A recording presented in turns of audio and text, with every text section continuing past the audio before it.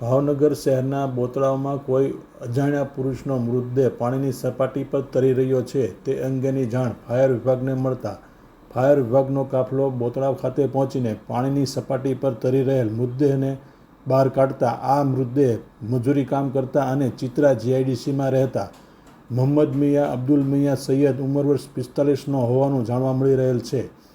Fire વિભાગ દ્વારા મૃતદેહનો કબજો પોલીસને સોંપી આપેલ પોલીસ દ્વારા મૃતદેહને પીએમ અર્થે ભાવનગરની સર્ટી હોસ્પિટલ ખાતે ખસેડી આપ્યો હતો.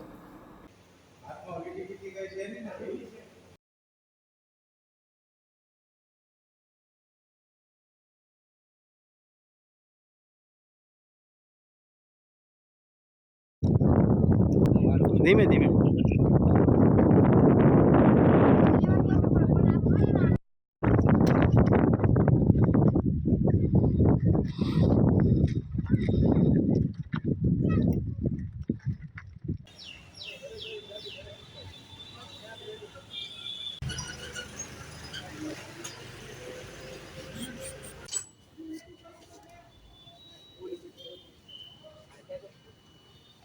ઘરે આવે.